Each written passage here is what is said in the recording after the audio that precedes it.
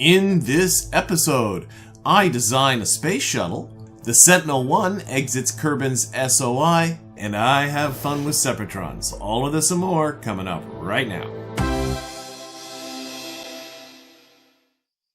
Hello everyone, and welcome. Before we get any further, I just want to actually make a couple of changes to my settings. This was primarily motivated by the fact that if we go here to Kerbal Alarm Clock and find Val and Gwenny, they actually only have a day left, but they had to take a week off last episode because I mistakenly put them in a plane to fly a mission that they were incapable of flying, and I had to pull them off, and the crew and R mod automatically gives them time off, and the default is for them to get a minimum of 7 days off. So what I want to do is get into the settings and do a little bit of tweaking because I don't think that's quite right. So here we are, we're going to go into settings, and I'm going to be completely honest now. Up here at the top, it says difficulty options custom, and despite it being now completely obvious, that's a button. For some bizarre reason I didn't recognize up until now, and this is after years, closer to a decade of playing this game, that you can actually change the difficulty settings after you've actually started the game. That is truly sad. So anyway, a lot of the mods here have settings that you can adjust. So I'm going to go to the crew R&R mod, and you can see here that minimum vacation days is 7 days, maximum is 28. I kind of like the maximum where it is, but I'm going to turn the minimum down to 1. Because quite frankly, if you go into a plane and fly a mission that maybe takes an hour, right? I'm sorry, you can fly a plane the next day as far as I'm concerned. So minimum vacation days is 1. But I want to balance that, so I'm going to go up here to the base vacation rate, which says 10%.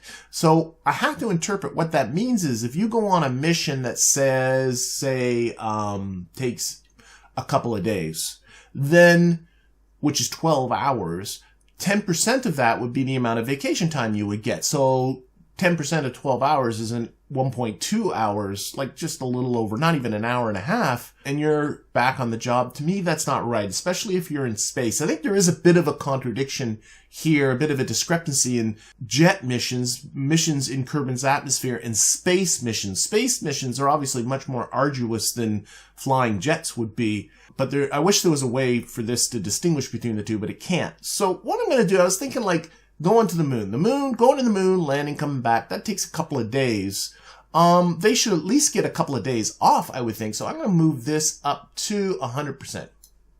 I think that's a nice sort of thing. So now, whatever length of time they spend on a mission, that's how much time they get off. To a minimum of 1 day, but to a maximum of 28 days. So if they're out for more than a month, they will just get a month off, is really what that's saying. And that, I actually kind of like that because now these vacation times will all be a little bit different. The other thing I want to go into is there it is. Under Kerbalism, under notifications, these are typically all on. So these are the notifications that are down here. Oh, that won't go well. I'll show it once this menu is gone. About whether stations are going to be in trouble or not. Are their electricity getting low? Or their supplies are getting low? The one that I want to take off is actually Signal 1. Because every time you change scenes, that is off now, right? Oh, it's red when it's up. There it goes. Every time you change scenes and all of those vessels out there are being loaded up, somehow they don't have communication right at the very beginning. It probably is something in the game. And you get all of these notifications saying, we've lost communication with every vessel that you have out there and every probe. And then suddenly you'll get the message saying, nope, communication is fine. It's very annoying. And what I've been doing, let me hit accept here and accept that one and resume. What I've been doing is going into here and going to individual vessels. So for instance, here, if I go to the Moon R2 and go to their configuration, I've been turning, this one I've got everything turned off, but I've been turning off the signal just here, mission by mission. I didn't realize that you can do that for everybody all at the same time. So that change that as well. So it's good to know you can change your difficulty settings after you started the game, which I'm sure everybody watching this video is going, well, yeah. Anyway, into the building. We can see here I have 3 building bays and I only have 2 things being built. So I definitely want to build something else to go in here to take advantage of a building bay that's now empty. Also in the spaceplane hangar, there's nothing being built.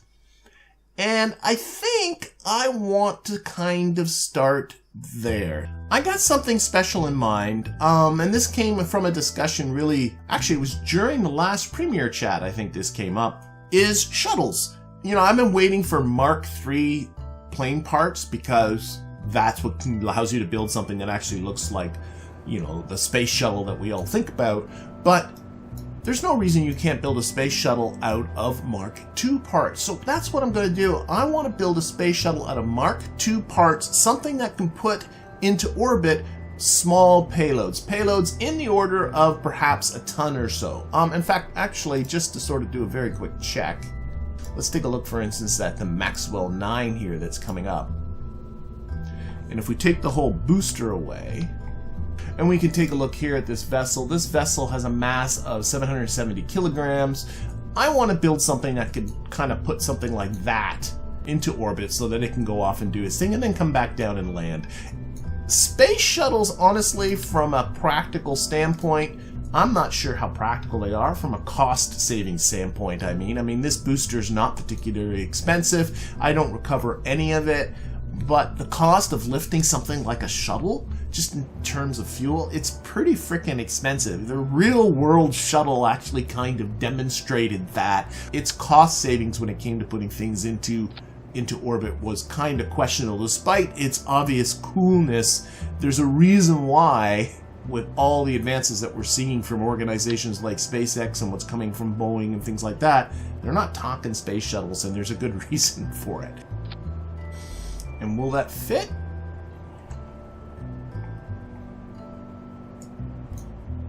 That's the kind of thing I'm talking about. And that fits in there just lovely.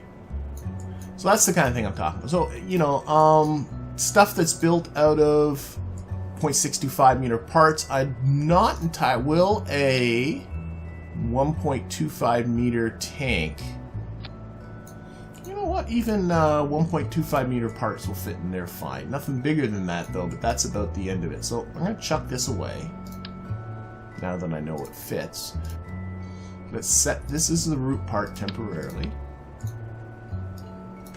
By the way, somebody pointed out to me that they think, and I should do some experimentation. You might recall a few episodes ago that I had a weird thing with a maneuver node where the game was calculating the delta V of the maneuver completely wrong, or at least the delta V in the craft completely wrong. It thought I had not nearly enough fuel when I clearly had more than enough fuel, but then it corrected itself as the burn was progressing. It was very, very, very strange. Somebody saw somebody else's Let's Play where they diagnosed that that had to do with the fact that they might have had a fuel tank selected as a root part, which is something that I just did right now, right? And that might have been the cause of that, and that's entirely possible. That'd be an interesting thing to investigate, but not right now. Anyway, I'm looking at something that can lift in the order of a ton. So all I'm going to do is move this down. There we go, 1.03 tons. That is now my sort of dummy mass, so to speak.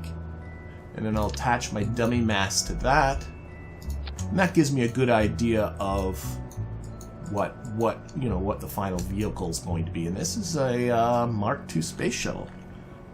Let's keep going. So, right now, of course, all I'm building is the orbiter. I'm not thinking about the lifter at all. That is going to be done in a separate stage. But this will be something I can push into the spaceplane hangar, have the spaceplane hangar build it, and then once it's built, I can move it over to the vehicle assembly bay and build the booster. I figure that's a good way of using the spaceplane hangar. Is really kind of what my plan is. All right. There is the Mark II bicoupler I could stick on the back. And we could put on, as far as engines go, like Terrier. I honestly think this would be too much. That's a thrust-to-weight ratio of 1.53, even with the payload in there. I just don't need anything like that. Kerbal engineers even disagreeing completely with this. So let's remove this. I don't need something that's 1,500 meters per second in delta. Oh, I should turn off this so that doesn't get counted. Okay, so let's get back to Mark II parts. Way too much delta V. What I'm considering, I wish there was an adapter that was just, honestly, I'm considering just taking all that fuel out and putting in just small amounts of fuel. See, there we go, like 380 meters per second. That's still more thrust to weight than I need. What happens if I get a lighter engine? The LV-95 maneuvering engine. Ooh, this has potential. Oh, it's a monoprop engine. Ooh, what's its ISP? Engine ISP 315.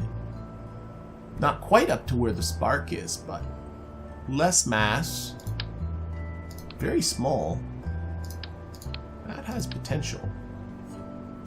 That has potential. And then just build something that's purely a monoprop McBob. The thrust to weight ratio is admittedly a little on the low side. I could put a couple of these on here. That's what I'm looking for. Well, just the... I mean, no, we'll make it look nicer, but... that has potential. I love that. This is a beautiful little radio part. An S-Mini radial stack adapter. Restock would be my guess as to where that's coming from. I don't know. I'm getting too picky about aesthetics right now. Concepts are working. Concepts are working. I might have to add more monopropellant once I put wings and crap on this thing, though. You know, somebody... and I apologize for not remembering who, but somebody talked about going with the... I can't remember. I'm not much into aerodynamics, but these backwards sort of wings, they look cool. Never done that. I don't play with that. See how that works.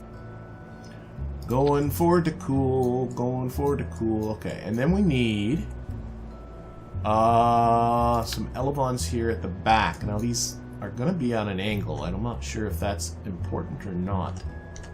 But we're going to find out. I've just never built anything that's that kind of wild looking. I'm just kind of curious how it's going to work. We're going to take out our cargo here because honestly, when this thing's coming back, it's going to have most of its fuel gone. So we're going to take this too. We're going to remove most of this monopropellant. Just kind of coming back on fumes, as it were. First. Okay, so those back land... oh, they're landing by...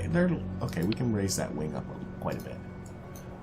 With a shuttle, or any kind of space plane that's not taking off from the runway, having a bit of a pitch down does help you stick that landing.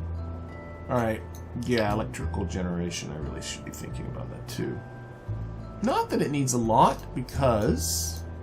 honestly, there's no reason why that won't suffice. And a couple of oxsats. Because what's this thing going to do? It's going to go up, it's going to drop its payload, it's going to come back down, like, immediately. That's its job.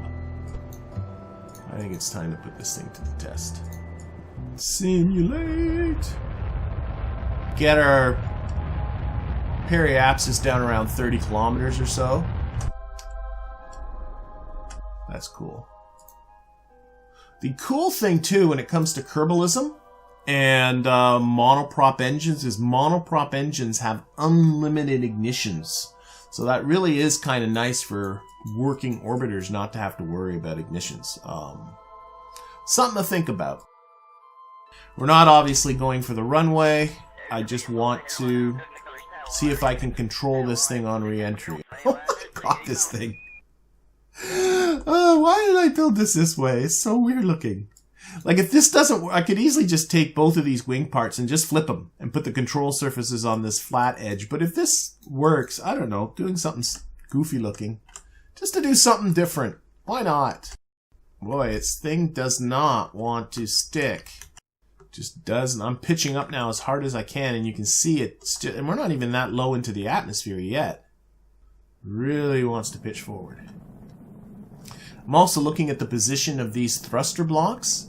What I don't like is this nozzle is pointing right down on the wing surface. The game does model occlusion of the rocket exhaust, and that could affect its ability to move in a dorsal direction. So maybe they would be better out here on the wingtips. Yeah, I have got no, I'm pitching up as hard as I can. I'm flying fine, but I just cannot pitch it up. A good test, too, is if you take off, it's hard. It goes hard down, so the center of mass is quite a ways forward. Like if I take off SAS, see how it just starts to drop? So the center of mass is still well forward of the center of lift. Maybe the spaceplane hangar is lying to me. And look where the center of lift is. I think it was lying to me. I don't think it was showing me the right spot for the center of lift and the center of mass. Alright, so this is clearly just not right. I'm going to move these wing surfaces forward. I think the center of mass was way forward of the center of lift for some reason. I'm not entirely sure why. Look how far forward I have to move these things now. Oh, and that solves the issue with these thrusters here being occluded as well. Alright, let's simulate this one more time. Yeah, it's definitely better now. Definitely better. So thank you, VAB, for wasting my time by showing me the wrong place for the center of lift and center of mass. Yep. This is good, this is good, this is good. And we'll light her up. I think that's about it. Put the fuel all back in, we'll build it. Once it's built, we'll recover it, and then we will recover it to the vehicle assembly building where I can edit it and add a booster. That's the whole plan. But that still currently leaves me a free construction bay in the VAB. So this is what I'm thinking. So this is Kerbin Station as it is right now. At one point, once I get the Gigantor solar panels, I want to build kind of a truss structure coming off of here, put Gigantors on it to really power this thing, because one of the experiments I can do is called the float experiment. Here it is right here. And the float experiment requires a minimum crew of 4 Kerbals and a minimum volume per crew of 25 cubic meters, which means with 4 Kerbals, that's 100 cubic meters. And currently, I'm pretty sure this tells me, yes, my volume right now is at 80 cubic meters, so I'm not that far off the panorama observation module. Look at that. Isn't that beautiful? Again, volume. That's what I'm looking for. That's 20 cubic meters by itself? Holy crap-a-moly. 2.5 tons. It's the same as a hitchhiker. So that alone, and it's kind of pretty.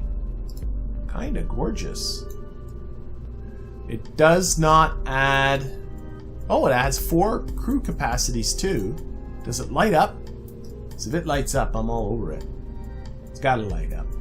Please tell me it lights up. Lights on. Oh, okay, that's going on. That is getting on there one way or another. So let's figure out how we can do this. By the way, the parts that are providing the transition between the 1.25 meter docking ports and what ultimately actually is a 3.5 meter part. These transition parts are the octo-girder pressurized adapter. And these new parts that you're seeing here are coming from the stock-alike station parts expansion Redux mod. Yeah, that is kind of a mouthful, but it provides a whole crapload of various very cool station parts, only a fraction which I have yet to get into.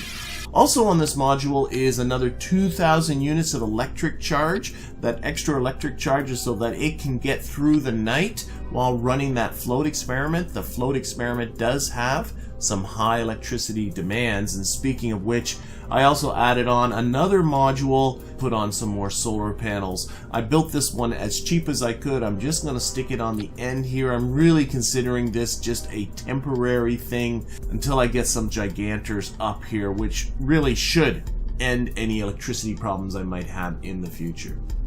I decided both of these modules should just go up together though. I put them all onto the same booster, tested that, put it into the building queue, and you'll be seeing that in a future episode undoubtedly.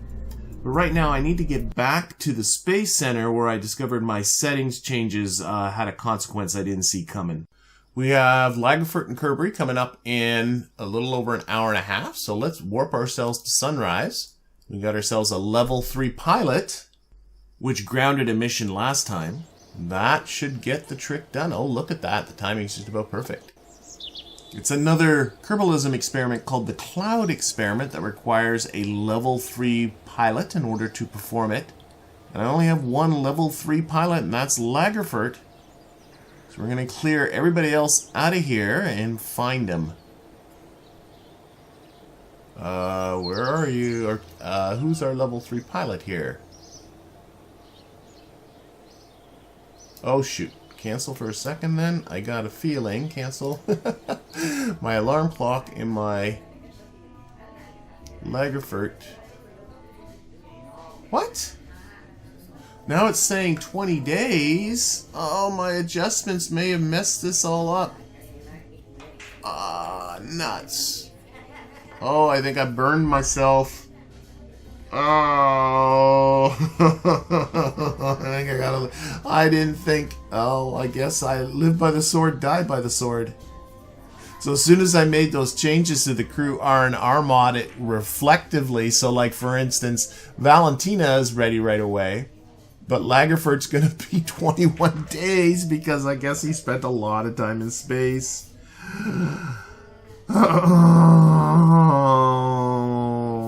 I told myself that was fair. I guess I gotta live with that. Alright, let's get out to the Sentinel then. Okay, so here's the Sentinel. Oh, there's Kerbin way down there. Let's put that on here. Transmitted 4.2 science again. That's mostly from the magnetometer. Probably a smidge from the... Oh, the infrared telescope's on here. I thought I put a... I guess not. This is older than that. I'm losing track.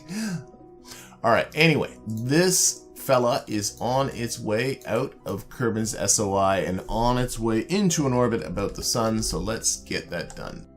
So now we can see our orbit that we're in, this orange orbit. That's our target orbit here. Why don't we start off with, even though I'm not really circularizing, but I can tweak it after this if I circularize app periapsis using my KOS script. There's that, but what I really should be doing, I should have had this out ahead of time. Oh, here we go. Is reach these orbital parameters, which is boom, 10 by 2 million kilometers by 10.0 million kilometers. Oh, went a little too far. Let's really turn this down. 0, 4, 7. There's one after that. And now, oh, actually more 4, 8. Actually, now that I'm looking at the orbital parameters. Okay. That's very close to what this is. My predicted apoapsis is 10.0. I'm sure that's close enough. I don't want to get into tweaking this orbit any further.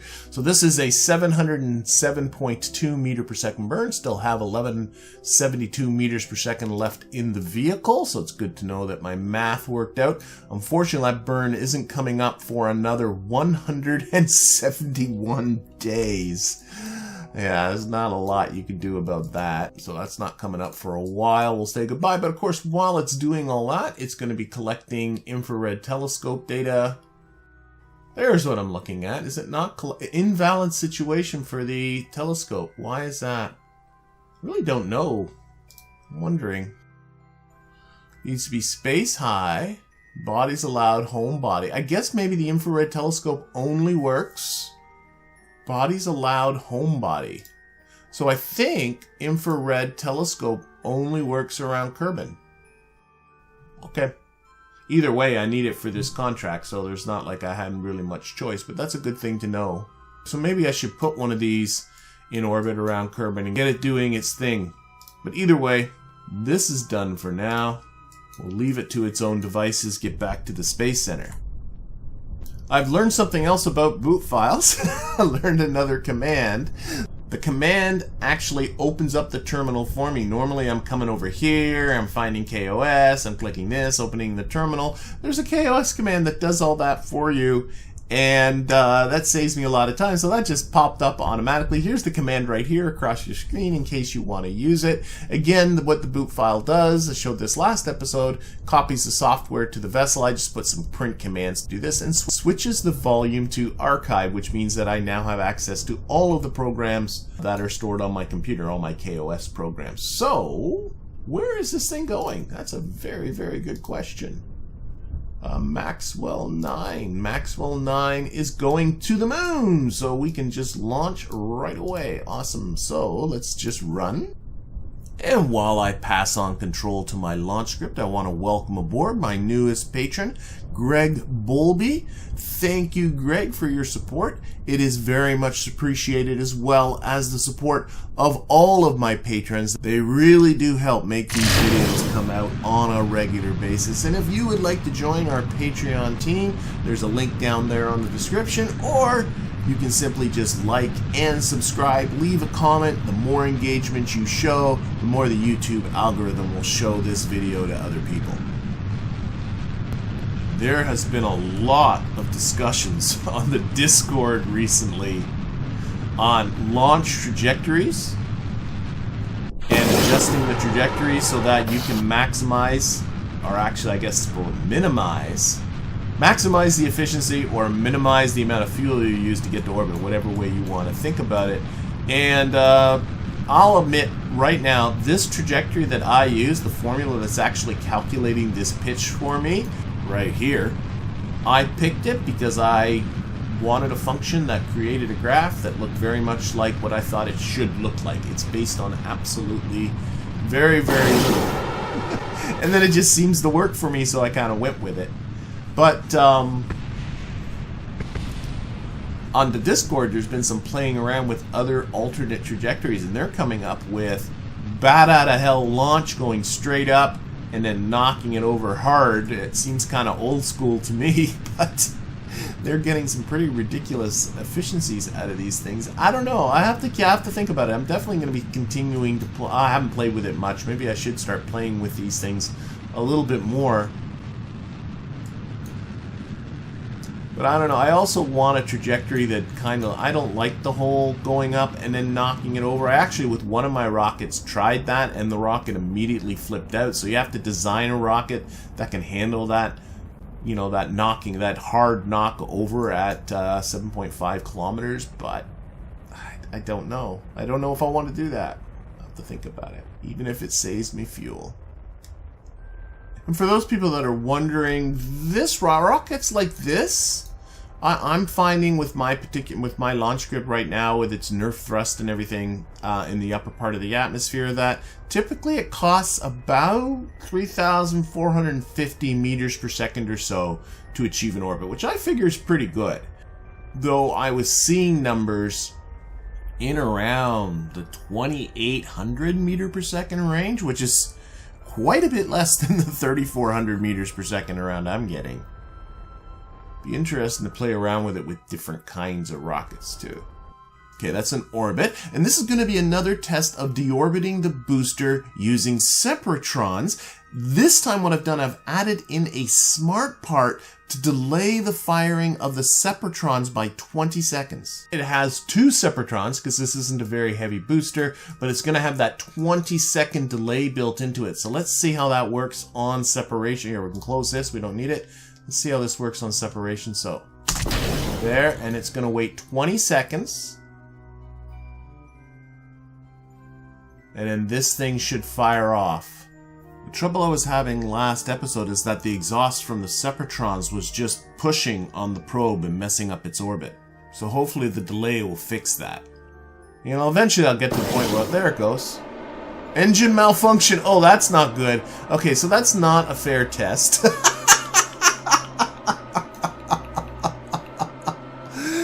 Kerbalism decided to throw a wrench in the works. So yeah, obviously one of...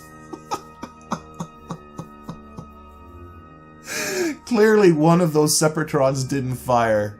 Oh, life is such fun, isn't it? Oh well, oh well. Okay, so that was a bad test. We'll see how the next one goes.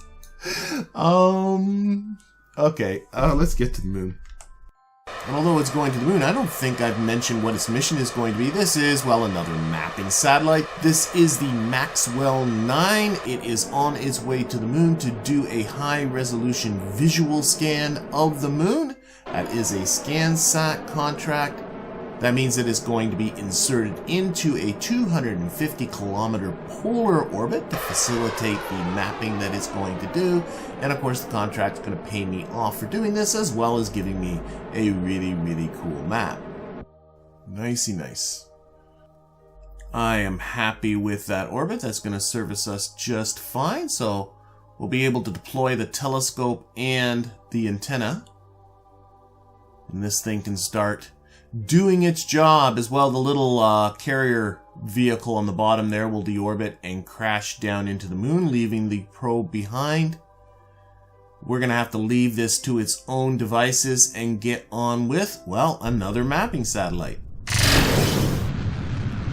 Okay, and this should be the last of these Maxwell series satellites, the last mapping satellite for the Kerbin system for a while. This one's on its way to Minmus, and it's going to do a high-resolution resource scan of Minmus, and I think that's going to knock these off for quite some time. But what I'm really interested in with this launch is not so much the mission itself, but actually how does this stupid deorbiting the core stage thing work out? Okay, something that is I'm sure I would have tested this, but now suddenly this is not quite making orbit on this booster. I really got to work out what's going on here. But either way, it's going to do that stage separation, so it's going to be interesting. I'm going to have to stage it manually when it gets to this stage point here and run a little bit onto the booster. Should be enough fuel. Okay, so there goes that, and I'm going to have to stage it. There. And oh, that got messed up with that, so let's burn this a little more. But there should be a 20-second delay on this guy, and those Separatrons should still fire. Maybe? Maybe? What can I do here? I don't know. Ah, this is turning into more of a headache. What do we have happening here? That guy never fired. Why did that guy never fire? I can't stage this. So this thing's dead.